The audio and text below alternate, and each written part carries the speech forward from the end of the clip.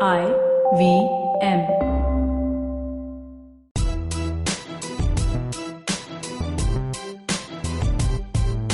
Hi, I'm Zarina Poonawalla, a life coach, a business mentor, and a motivational speaker. I tackle the challenges that come with varied work cultures, and I try to give out some cheat codes for loving your job in the second season of the Empowering series with me, Zarina. This show will feature live sessions with me and a participant, most likely to be an entrepreneur, a startup founder, an employee, a recruiter, or just about anyone who strives to love their job and looks forward to bringing in a positive shift at their workplace. Hello and welcome to the Empowering series with me, Zarina. Today we have Amber Rana on our show. Amber is a lawyer and he is also the owner of Corpus Legal? Yes, absolutely correct. And you've also had experience with PwC for over 7 years, I believe, yes, Amber. Absolutely. So, Amber, today we're going to talk a lot about laws and rights, but we kind of blend it with empowering people. Yes. I'm looking forward to this conversation. So, let's talk about what do you think diversity in today's understanding in workspaces? So I'll start. Thank you for so much for having me on the show. First of all, it's empowering then and there as well, because I'm on a different show. Yeah, it's a pleasure. Being empowered by women as well. Right. So I believe in the men's equality as well. So we are equally on the show. Excellent. On a lighter context, but on a serious context, what has happened in India over the period of years is that diversity has come into picture from only a corporate perspective, right? I mean, if you look at how our demographics are placed in the country, we are still not so empowered and diverse as we say. True. But as far as at least our corporates are concerned, where people are educated, or I would say are trying to be empowered, they're trying to infuse this concept that, give everybody an equal opportunity. Right. And that's interconnected to your economic well-being, that's also interconnected to your social standing and so forth, so on. I think diversity, any case, in the Indian Constitution was provided to us when it was enshrined. Absolutely. And since we are such a sectarian community overall India, and I'm very sorry to say this on the show as well, that we only created barriers in our head by not providing equal opportunities. Correct. But it's a good thing that we've started realizing it. So I think it's very nice to have a very diverse workforce, because it, first of all, I'll give you an example, since I come from a defense background, and most of us, from defense background would agree to it and say, people with different communities, if they merge together, sit together, eat together, work together, and there are no inhibitions on how you are and what you do, you tend to get a brighter perspective about how life is. Absolutely. And you stop concentrating on the minor issues. You start looking at wider perspectives about humanity, about social causes and stuff. Yeah. Whereas on the corporate front, that leads to empowerment, whether it is women, whether it is your kids, because whatever you seep in from your workforce, you actually go and, distribute at your home. True. So I think it's a very welcome, gesture. But again, it is still being politicized on a lot of levels. I completely second that, because I think diversity involves inclusions. Yes, being absolutely. able to include. And like you mentioned, just in India by itself, yes, we are already empowered with diversity. Yes. And unfortunately, nobody is really using their brains and looking around and saying, hey, we are actually so diverse. Absolutely. Whether it is communities, whether it is religions, whether it is workforces, the women in our country are so strong. Yes. We've had some of the best bankers. Absolutely. And people sitting in CEO positions Yes. worldwide. Yes. There is a nice range of women. Yes. And coming from India. Yes. Why are we looking at men and women in different ways here? Why should we not look at them focus on gender equality? Is that the right thing to put across? You're right, very rightly put. And, this question can be answered on two fronts. And I'll take both the fronts up. So, and I'll go a little back to the historical trends of how our country is. Right.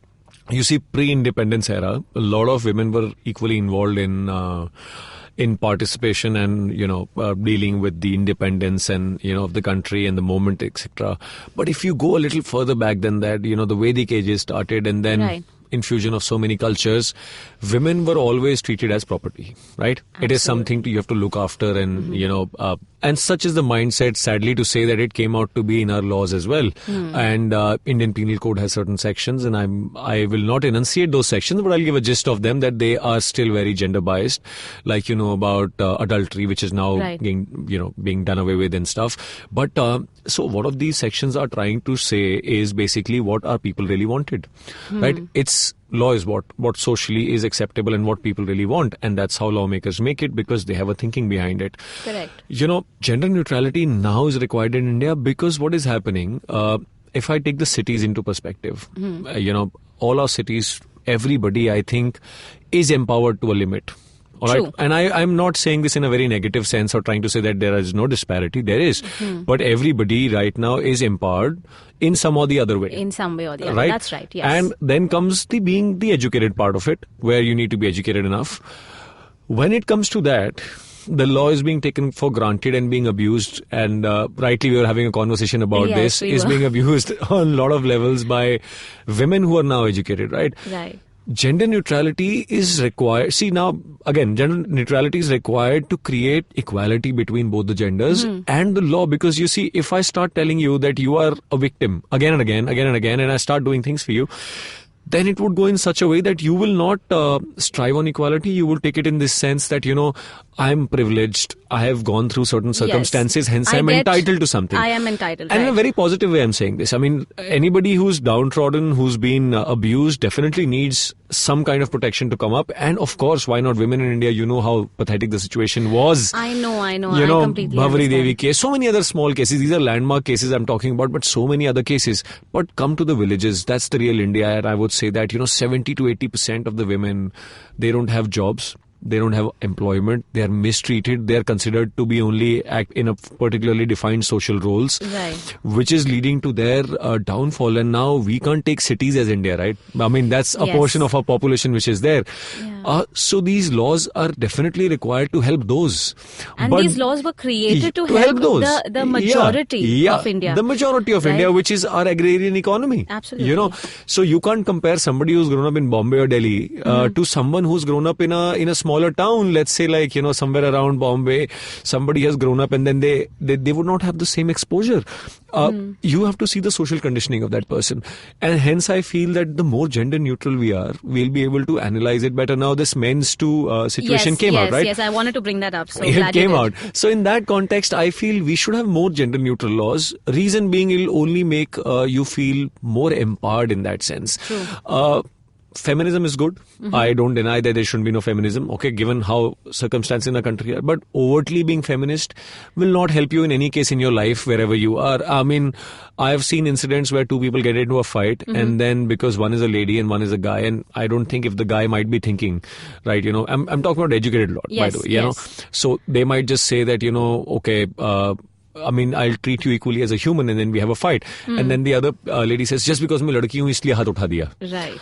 Well, I agree to a certain extent that this does happen in India where men take women for granted, but I don't think in every scenario that's possible. Definitely not possible. Right? And then if you start using this card again and again, then what happens is the ones who really need it, they end up not getting the right kind of legal help or the provision of law in their favor.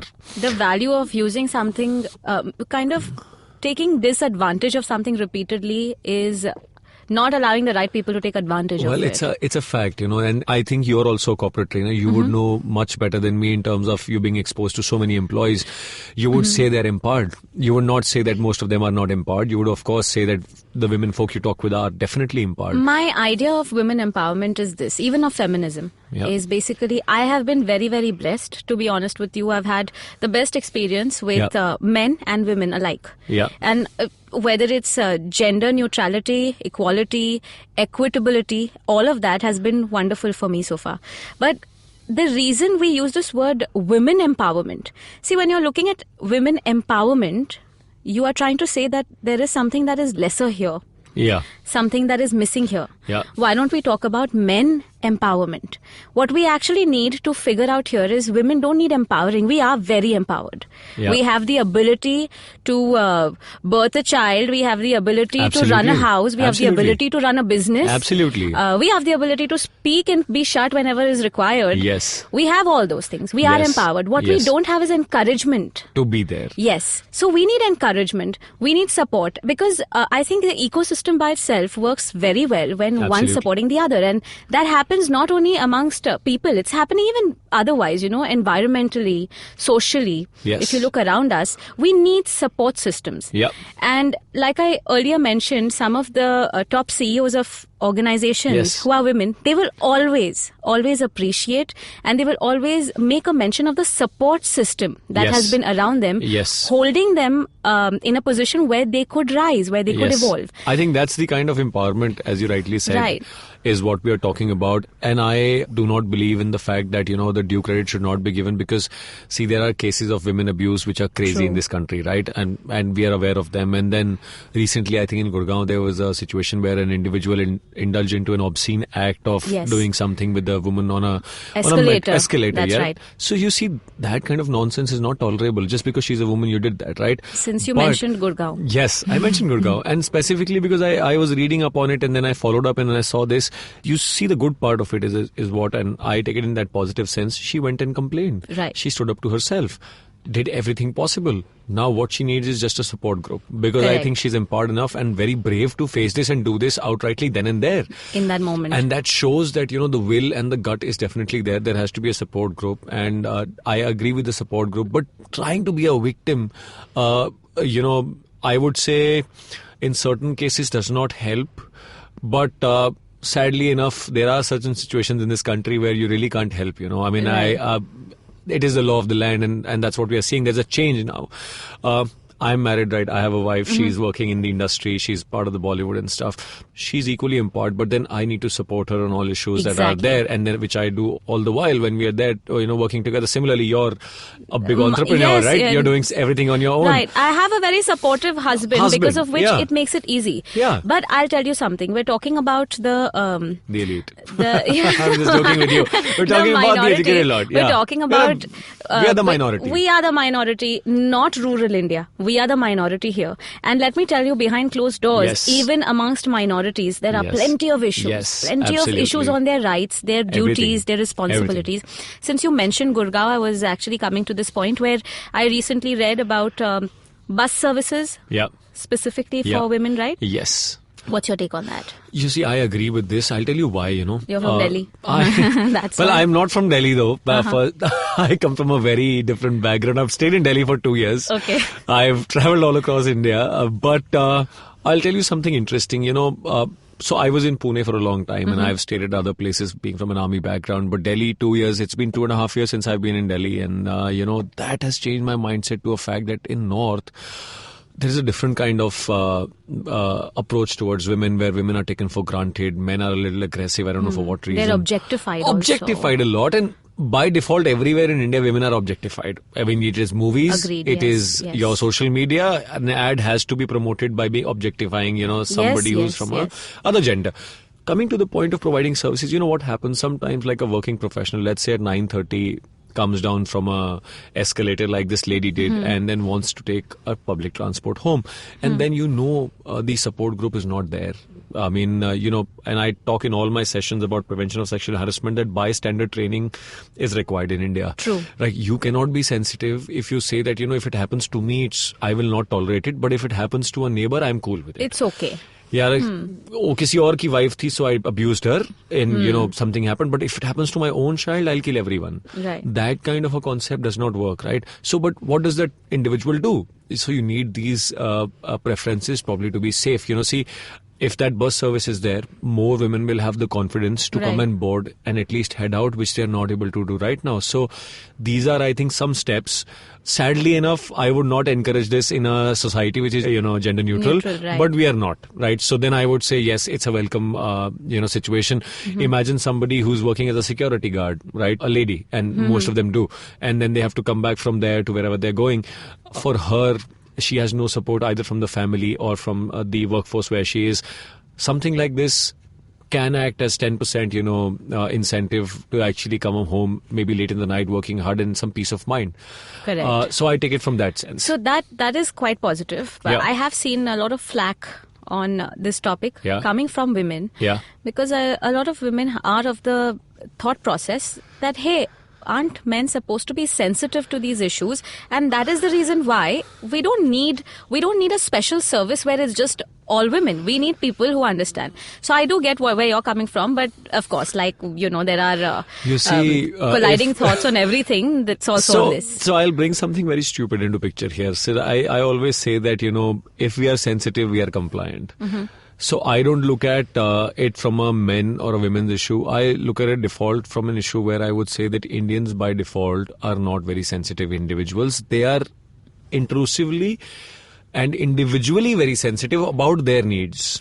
True. So if I put it rightly to you, as human beings, let's forget men and women, if we have to break a signal, whether it is a man or a woman, we will do it if we get a chance. Correct. So that's being selective, and when we say that, hey, we don't need this, and how much of percentage is that population? That's only cities. You ask somebody from a village somewhere in Haryana, Uttar Pradesh, maybe Maharashtra, maybe somewhere else in the country, somebody who's working for a 10,000-12,000 rupee job, working hard to be there, on and she has to travel wages. On minimal wages. She has to travel from point A to point Z, and then coming back is not safe because around her people are not empowered. They don't have the same kind of conditioning as somebody. They're in not the city sensitized to gender neutrality. Yes. So What would that individual do? For her, it's a welcome move.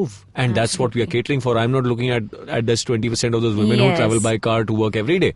You're already empowered.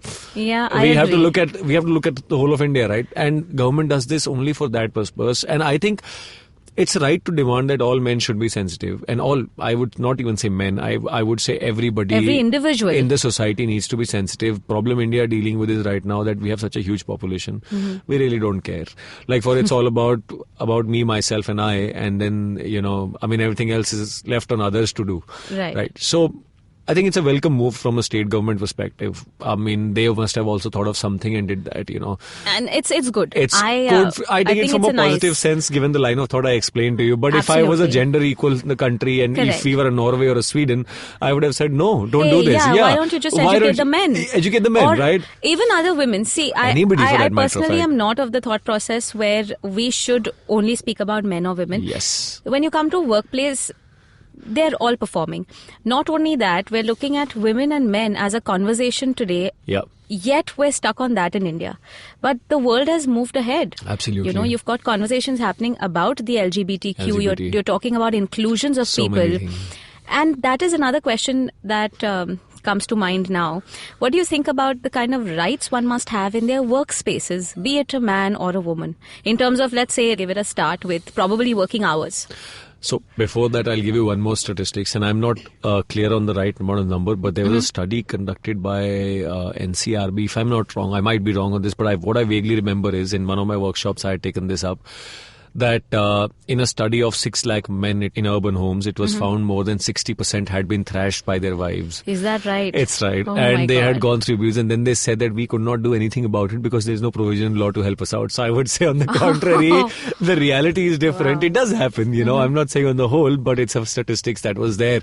And sexual harassment at workplace with men, it also does happen. There is a statistics on that as well. I can't get the numbers correct, so I'm not exuberating it, but you would be surprised to see, because they don't have a recourse, right? These policies, some of them are gender neutral, some of them are not. So sadly speaking, India is in that transitioning phase where, we are just concentrating on one aspect and the other aspect is being left behind. True.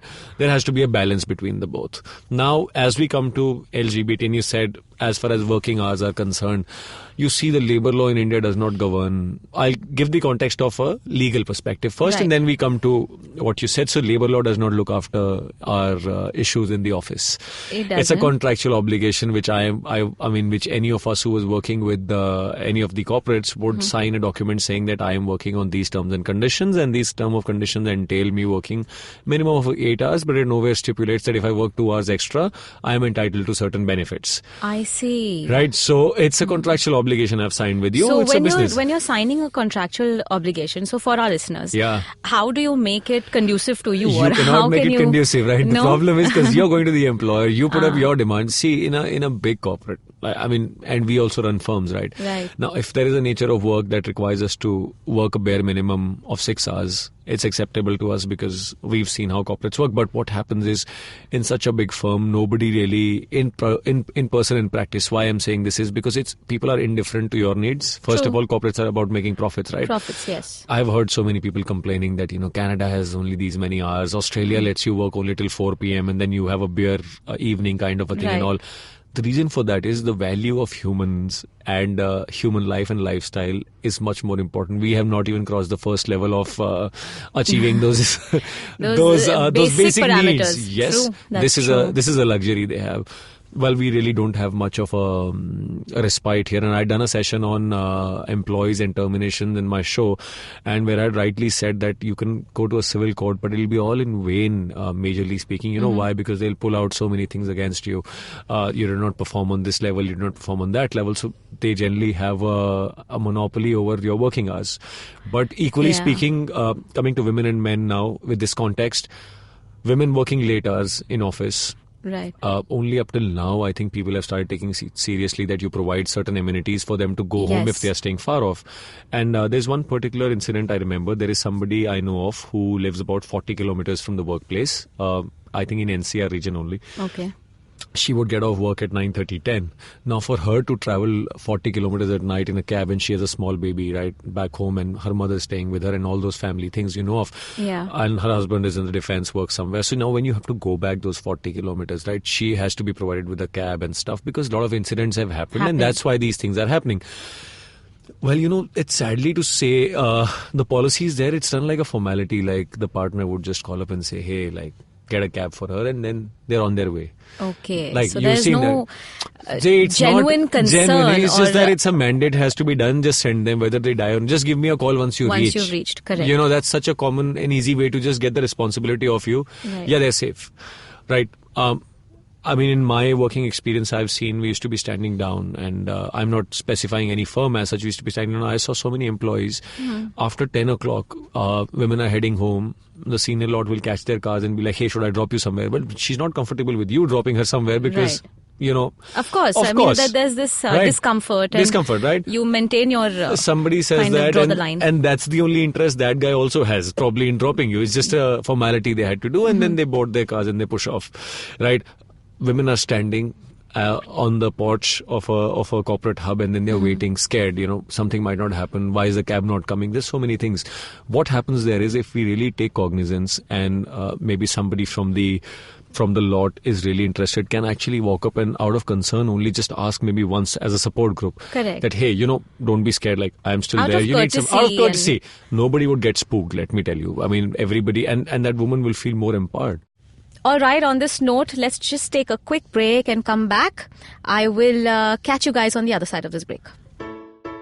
Hello, everybody. Welcome to another awesome week on the IVM Podcast Network. If you're not following us on social media, please make sure you do. We're IVM Podcast on Twitter, Facebook, and Instagram. One more reminder, we are still hiring. We're looking for producers, content creators, audio engineers, developers, and basically all kinds of people. Go onto our careers page, ivmpodcast.com/careers, and apply. Please send us your resume, and we'll get back to you as soon as we can. Also wanted to make a note to you all that, hey, if you are listening to us and you hear something you like, take a screenshot of what you're doing, send it to us on social media, tag us on Facebook or Twitter or Instagram or wherever, and we'll repost you on our own page.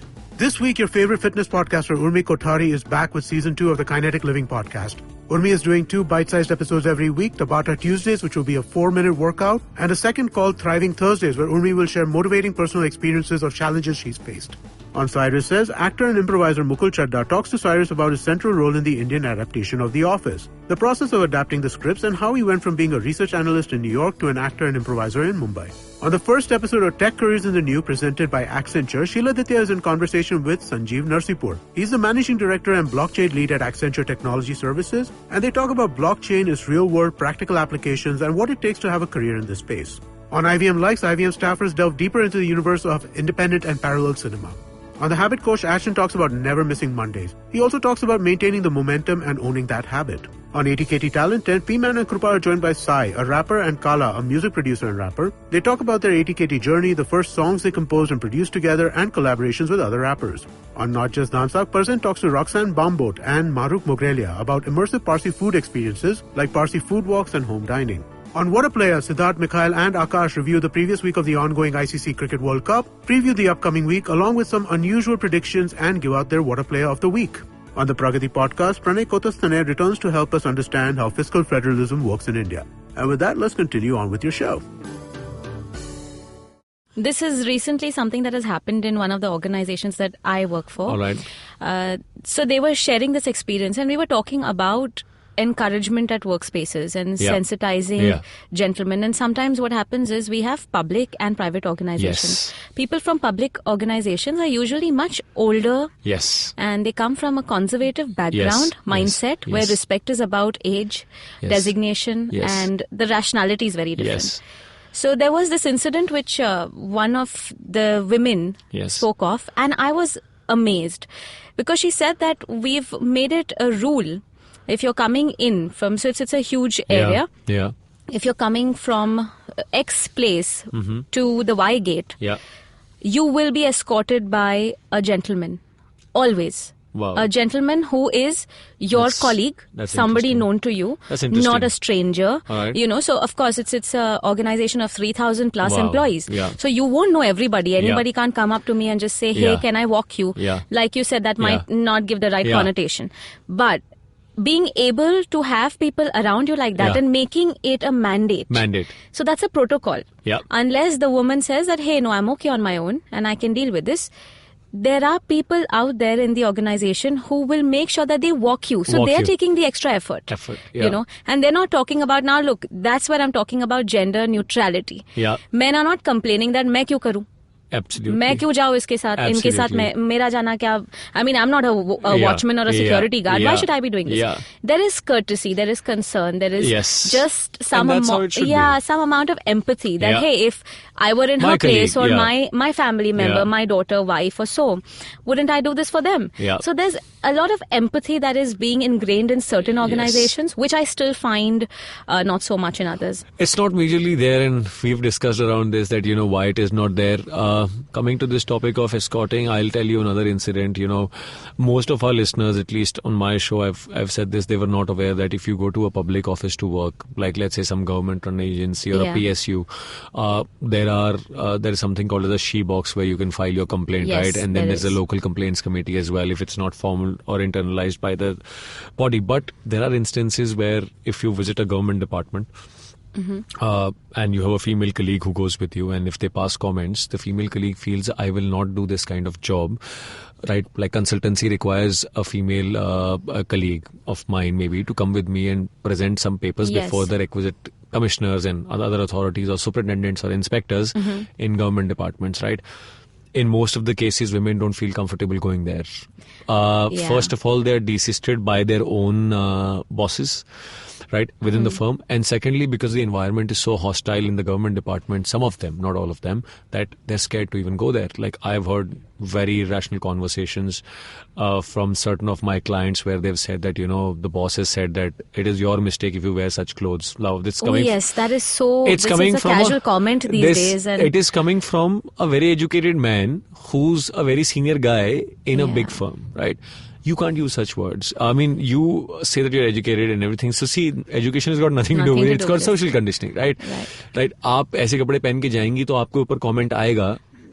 It's a very common thing, right? But not in a corporate organization. Now, what you're doing is you're killing your employee workforce from going and working and doing what they're required to do. Also defining gender roles for the woman by saying, no, you can't do this kind of work. For this, only men will go and you will sit in office. Now, that kind of thing cannot happen in a corporate, at least, or an MNC, right? You telling women that you cannot go to department because it's unsafe. And if they have a fear, instead of supporting them, you're increasing that fear. Increasing that fear and encouraging the ones increasing that fear. That, hey, the way you're behaving is absolutely fine. Please continue. But it's not everybody. I'm saying a percentage, right? You know, I mean, like I had friends who were women who would come with me and like attend these places and do that and go to the department with me, but very less. Very, very less. And at least in my experience, I haven't seen so many consultants being. Forget that. Look at law and how courts are. You go and check out in the courts how many women are there. In cities, it's a different ball game. But if in the regional courts you go and see, you will be amazed to see that it's only men everywhere. It is. Yeah, it is. You know. So see, that shows the discrepancy, and then it's so difficult for women to practice because everybody's staring at you. Yeah, you have to. You don't feel comfortable. You don't feel comfortable. And provocation of outfits and provocation of attire is something I just fail to understand, because the same people who are dressing a certain manner in India and finding it hard. It's the same. I'll tell you what. Yeah. This provocation of attire bit is exactly the same as spitting on the road or breaking a signal. Yeah, absolutely. दूसरी country में जाके नहीं करोगे. नहीं, because वहाँ पता है कि legally you will get a very bad bashing. Yeah, I mean you'll be okay with women around you wearing whatever they're wearing if you go to another country, and you won't even look at them in that manner. No, and to that, I'll give you a very funny statistics on this, okay? The funny one is, I put this question rhetorically to one of my clients, some workforce individual, very initially when I had started. And I said, sir, what if 100 women were staring at you? He says, I feel very proud. So I had laughed at him and I said, wow. So see, that also shows a mindset, right? Yeah, it like, does. who does not want attention? Everybody wants attention, right? But I was looking at him thinking, and then I put this question to him rightly, sir. I said, sir, what do you believe about somebody misbehaving with someone? Do you think this posh concept is real, that women are... He said a statement saying that, who will molest an ugly girl? That is so shallow. That's so shallow. Coming from an educated guy heading Very some shallow, firm yes, and saying such a statement is again... It shows the mindset. You basically. Can have... I am not moral policing. I'm not course. socially correct on everything that I say. But if you have some thoughts, keep them to yourself. Like, you can't preach around this by saying that, no, ugly women will not be molested. So I was countering him by saying, so that means if a girl is good looking, as per him, he can misbehave with her. Yeah. That does not give him a right to misbehave. And then he's okay with a woman who's attractive to get molested. I think everybody's attractive in their own way, right? You cannot generalize and say this, that, molest them and don't molest them. That defines the mindset of some. So you see, that's the problem. Education can only bring as much, but it will take years and years, the young generation. So education, I think, has nothing to do after a point with... It's got nothing to do. Using your common sense and being empathetic, using your sensitivity to genders in general, and also to sexual orientations, because recently I've come across, so there was this is the LGBTQ. So, we've been talking about this. I have a client or two where they want to be inclusive. They want to use diversity as a concept. They want people to understand this. And they're like, I don't know whether I'm open to the idea of taking such people into the organization. I have a very simple funda on that. I mean, how does gender have to do with somebody's capabilities? Or their sexual orientation or preferences have to do with that? So, coming from the law aspect, how do you think people should actually focus or understand, be sensitive to this topic? Correctly said and rightly said. I'll put two things into perspective. First is the social part of it. You see, any law which is made in India, any case or anywhere around the world is based on social norms mostly, and then on the morality of how things operate and many other such factors which we take into consideration. Now, if anybody has studied the community, or like I have not studied in detail, but I am doing workshops and I'm reading about it now and I'm aware of things. In my experience, what I've learned is people who've been, any case, discriminated or who have been segregated into portions, they will always look for recognition wherever they are, where they feel secure. And if workplace becomes that place, let's say if our country is not a conducive environment, if workplace becomes that place, look at the amount of emancipation and freedom that individual has to show the talent. Yes. Right? If I can be myself at any of point, because see, workplace is your home for most of us, because 10 hours we are sitting in the office. We're spending so much time there. Right? It's literally your home, second home. You're going there, you're working there, you come back, right? Those 10 hours, if I can be open, if I can have the right to express myself, the right to sit and work on a lot of issues, I will be the happiest, will perform the best. So I think socially in India, if LGBT is not being made inclusive, at least at workplace, if they are, then the real side of it can come out, and they are qualified, let me tell you. You have to see their professional capabilities, not, anything other than that. Yeah, it's not that they're only in fashion. Let me tell you, they're everywhere. They are choosing to go into fashion because alternative careers which are open to them are being shut by the mindsets that we have. Right. Right? Don't you think anywhere... I mean, look at lawyers. How many of lawyers are you aware of who are part of the LGBT? I know of some, but not many. But they do aspire to be lawyers. They do have the right... And they might not want to come out of the closet because of the fear of... Right. They don't become lawyers about the fear of socially being, procrastinated or discriminated at. Yes, so that fear of abandonment Absolutely. from general society or a professional career path that they choose, Yes. that might not let them come out in the open. You see, That's true. it's a universal rule, right? Like a heterogeneous group performs better than a homogeneous one. Yes.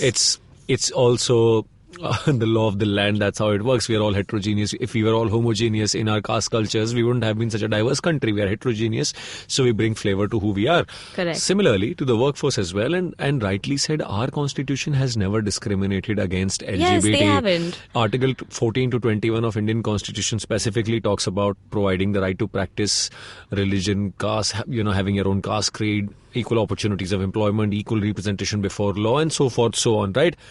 Our demarcation of LGBT only started after the British Raj came into picture, right? 1871, 1861, two very famous years when this 377 came into picture and the Criminal Tribes Act came into picture, where we started discriminating a lot of facts. Right. And on account of which we are suffering now, because socially those things started changing. And the mindset has become such. You see, people from LGBT were placed rightly in the Mughal courts. They were at the highest of the levels. They were rightly placed in the Persian courts, in the Greek courts. I can name 100 instances where they were given very high positions. India only started doing this after our, as I said, the British Raj came into picture, ostracization started to happen. And then casteism came into picture, and so many other things which led to their, where they are. Right. Even then, you see the spirit of the. I mean, I am not pro any of any particular gender or not, or for that matter of fact, any individual per se. I say that law is equal for all, right? And Of that's course. why we must talk about it. So, as I say, look at the community perform. Let's say if everybody's been forced or coerced to work in the creative field, they've made a big name. Look at everybody from the industry, how big they are in Bollywood itself or in fashion itself. Everybody, you say they're from LGBT. Why? It takes a lot of talent to be creative. Right. It takes a lot of talent to have that business sense to create millions. Right. They're super businessmen. Who says they're bad? And imagine having them in other in your sectors workforce, and other how industries. well can they manage everything? Can you see that? yes, the think numbers of it. would just change. It would change. India is losing literally 2% of its GDP by not investing in the individuals because we are so homophobic. Yeah. That's so stupid, right? At one point of time, Indians literally say we are dhande wale log. And the Right. second point of time, they say let's exclude people. So Yeah, do we have the exclude. luxury? And you see, we have to think, this is a very generic thing. Let's think it from 3-4 perspectives. Pressure on your society for health and medical expenses, right? The more you exclude, the more they are unaware of their rights, the more is a chance of them falling sick or getting Health infected by issues other sexual health issues or otherwise health issues, which is a burden on the economy. Who is Right. bearing it? Us through our taxes. True. Right. Second is higher rate of unemployment, which leads to other social deconditioning. So the economic impact, you see, one thing is attached to 100 things. Yes. So right? it is a domino effect. You yes, can't it's a really domino effect. deal with one without dealing with the other. And we are creating it through our own mindset. Yes. Imagine that percentage which we can use to grow economically. Absolutely. By making them inclusive. You educate 10 people, they will have better health standards, less burden on the economy, more employment.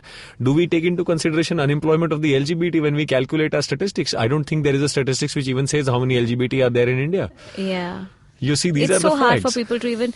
We have very clouded judgments, Yeah. and I think the day we decide to just shed that very unnecessary cloak Absolutely. of judgment, we'll Absolutely. be able to look through and understand the profitability in a person, the assets around us. The why I spoke about business so much was because India, we value everything around money, right? So Me too. so I put the economic aspect into it so that people realize that पैसे बनाने का भी अच्छा तरीका है. It's तरीका है. not Why only not? Why not? See, because that gives us the motive to work अगर harder. इस तरीके से आपको नहीं समझ में आ रहा है, probably this way. This way, either of the ways. There is a way to include any which way. And I think we were discussing these stats rightly before we came on the show. Yes, we were. I told you a stat where I was shocked. Yeah, Merrill Lynch.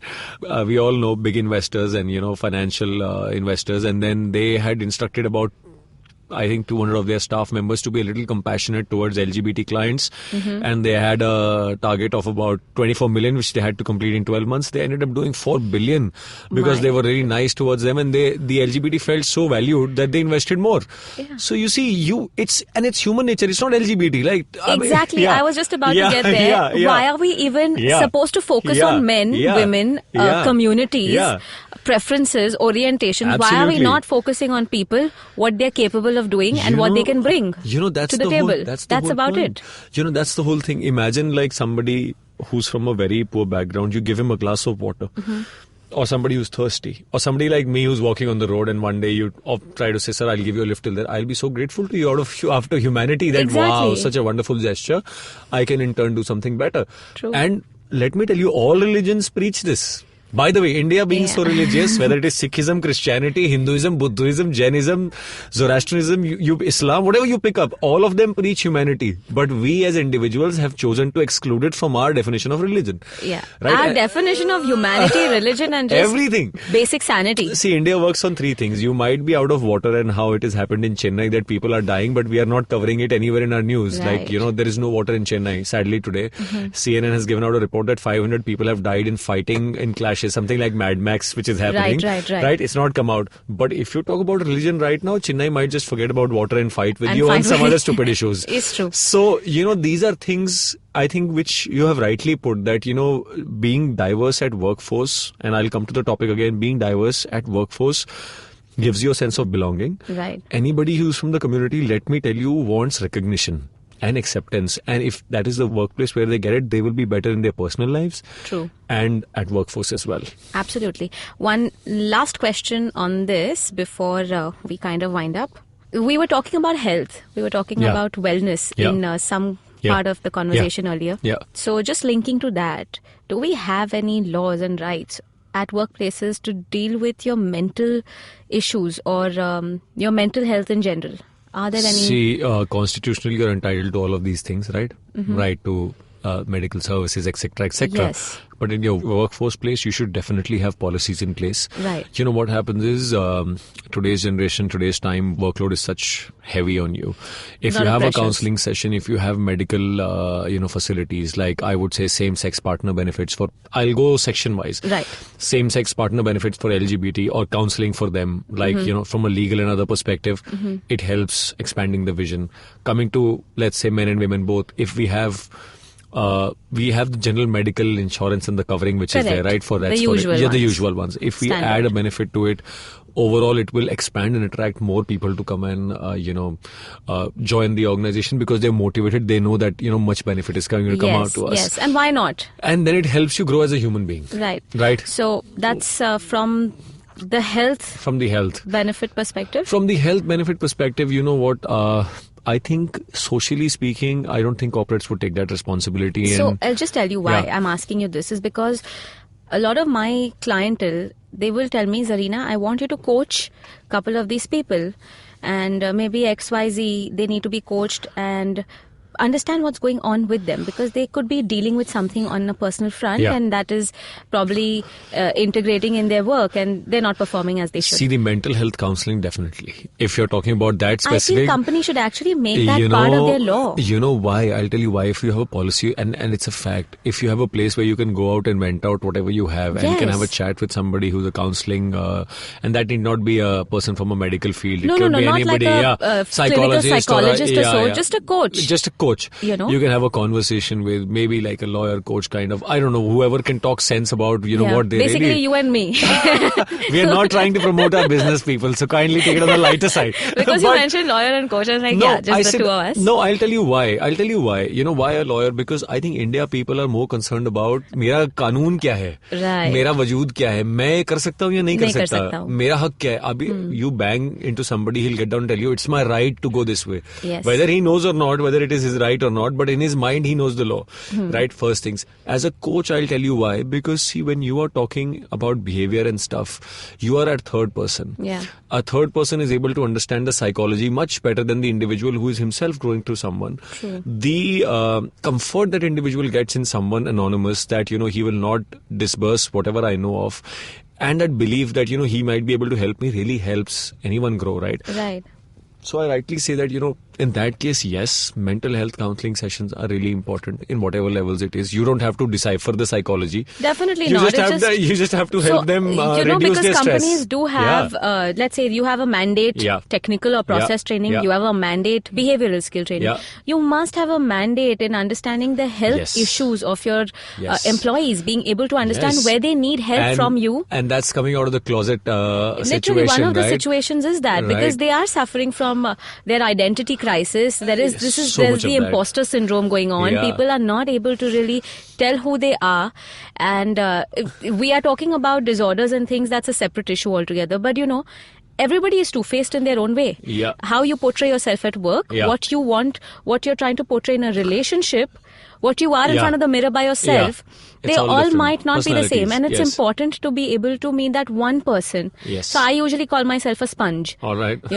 You're just absorbing everything. That. Yeah, that's so nice. they're like a SpongeBob or whatever you like. You're just absorbing everything and not really letting anything leave you. No, so on that only, I'll tell you something very interesting on this. It is, you see what happens is when you're working and you're sitting 10 hours a day, you might just not like right now, two of our producers might just not like, what the hell are we doing with our lives? We are made to do this to make a living, right? And these guys don't stop talking at all. Yeah, both of them just chatterboxes. Chatterboxes, they're chatting. If this pends up on a regular basis, what they would want to do? They would want to sit with someone and tell them that, what the hell, dude, like I'm fed up of this shit. I don't want to do it anymore, but what do I do with life? And so on a lighter side, and then in that case, what do you think is the best? So in that case, I'll tell you what the best is. If that individual gets one comfort, whether it is somebody from the family or whether it is somebody at the workforce who can tell them, okay, you do have a plan ahead of you. Right. What is just talk it out what you really are bothered about. And that's a very basic of any employment strategy. Like if you want to run a firm, you should know how your employees are and what is the belief your employees hold for the firm. If you're blind about it, it would not excel. It really helps, whether LGBT or not. Even as I remember myself suffering from some kind of the other irritation that I used to have at workplace, that why the hell am I not able to do this? Right. Why can't I do this? I can't even talk to my boss. These are inhibitions. If I had a place to go there and vent it out and have a conversation, I would have performed much better. And I did when I had a very supportive senior with me. Right. Like I had two supportive managers with me in very instant stages of my career. I got promoted also. I did everything very well. And I credit them. Yeah, it helps. It does. It does. You need people to see... they just have to be able to find that one person who will have a very unbiased and mental health is important. A non-preconceived notion about you, where you come from, your background, what you studied, your family, your employment, your sexual preferences. None of that matters when you're talking to that one person who can understand you at the deepest level and actually help you recognize who you are. Once you've recognized that, I think you're able to just outdo yourself. You will be surprised with what you can achieve. And coming out in a heterogeneous group, where if he has the right to express, it promotes less amount of hierarchy, more amount of arguments, which will give more productive. See, if you have a debating session, it creates more amount of ideas, generates more ideas, right? So the employee would be able to contribute more, I think. I agree. So just to kind of sum this all up, Amber, according to you, what are the 3 rules or rights that every company should make sure that their employees have? 3 rules and rights, and 3 things that every employee must know about their rights. So I think I'll start first from the employee's perspective. First of all is right to equal opportunities. I think that is must. Everybody should know where they're working, what are the terms, conditions they've agreed to, and I think everybody does when they join in. But nonetheless, you should know what are the policies. How diverse and inclusive is the firm? How tolerant is the firm in the workforce? I know, I mean, it's very easy to say these things, but somebody who's getting a placement after studying for 4 years, 3 years, 5 years, he would want to get initially wherever the workforce is, but it really matters a lot in the long run. I mean, mentally it will hamper you if you are in a workplace which makes you very unhappy. Secondly, I think I would say to all employees that when you are in the firm, always find out resource groups you can combine and work with. So employee resource groups who are supportive of whatever you're doing. It's really important to find that resource group which helps you expand your vision on, how you can make the best of the situation which is there with you. Thirdly, always in a corporate know your own stances. Like, people say, "Arey, main FIR nahi kar sakta, arey, main ye nahi kar sakta, because main company mein hu." The company is not your boss. It's your employment factor. The Indian Constitution is granting you all equalities which are possibly there. You should know those. I tell everybody, read Article 14 to 21. Please read Article 14 to 21. These 7 articles will tell you what the Indian Constitution gives you in terms of your personal rights. More so. Not. I would not say they surmise, but more so. And always try to exercise them in the best way as possible. From a legal perspective, for the company side, I would say have more D&I policies, diversity and inclusive policies. and have legal stuff in them. Like, don't make policies by copy pasting them from Western countries because they're already empowered and they're in place. Yes. Please don't have policies drafted based on some study that this will do this. You should know your workforce. First and foremost, you should know your workforce, who's what. Second advice on a general basis would be to make the firm more compliant and better would be to have employment strategies in place for your workforce where you are not using the word he and she. Yes. Please, binary, non-binary, do not use it. You will see more influx of people who are applying to you. I think the millennials in this country would be 75% of the population by 2020. That's right. And they would associate with firms which are more diverse, more open. And because I don't think millennials discriminate so much as we do. Yeah, they don't. They don't, right? And thirdly, I think once you have a diverse workforce at place, equal mentoring opportunity and equal growth opportunity for each employee, whether he's from whatever kind of background, which are there already. They say these performance coaching goals are there, which are a mandate again. But having them for the LGBT and for other genders as well should be part of the mandate and done on a very regular basis to ensure that they grow. Okay. You know, that these are some of the things, but policies is a must. They must be regulated by the Indian law and then by bylaws of the company which are there. So, wow. That's a lot of law. That's part of Know Your Kanun on the show. Yes. So let's just quickly make sure that our listeners have got all of this.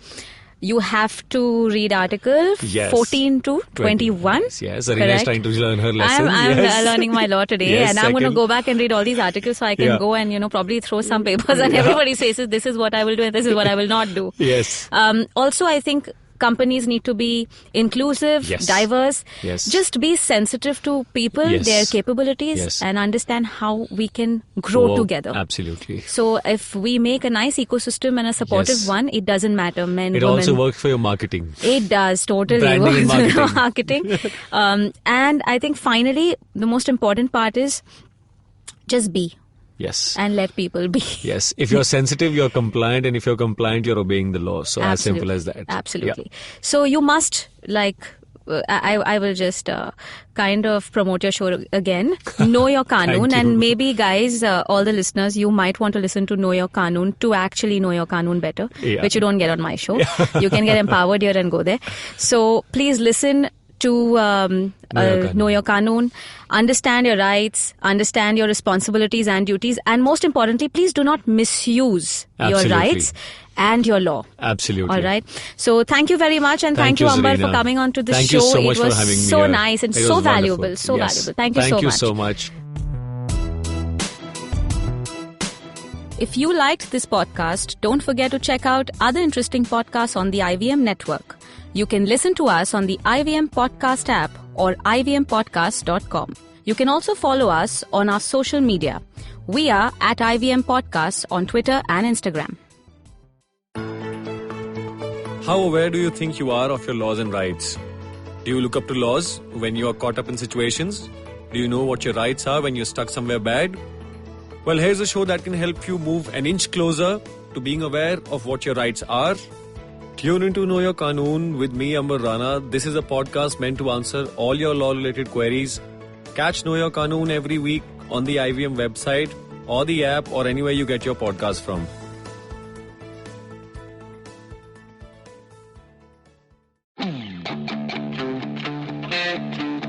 Hey guys, I'm Mikhail Almeida. I host a podcast with my co-hosts Akash Mehta and Siddharth Dureja on the IVM app. It's called What a Player. What a Player. WADDAPLAYAH, because illiterates can't find it on their own. No, and the her at the end is very important. What a player. Yeah. And it comes out every Thursday on the IVM app. Tune in, we discuss everything sports, all sports. All sports. Yeah. Mainly cricket, other sport in the middle, sandwich. What happened to your language skills? Don't worry, he talks better on the show. Yeah. It's a great show. It has all things, including cricket and things around sports as well. Yeah. And some personal life. As you can see, we're a very united podcast, and if you want to listen to us, tune in to us every Thursday on the IVM Podcast app or ivmpodcast.com. Thursday.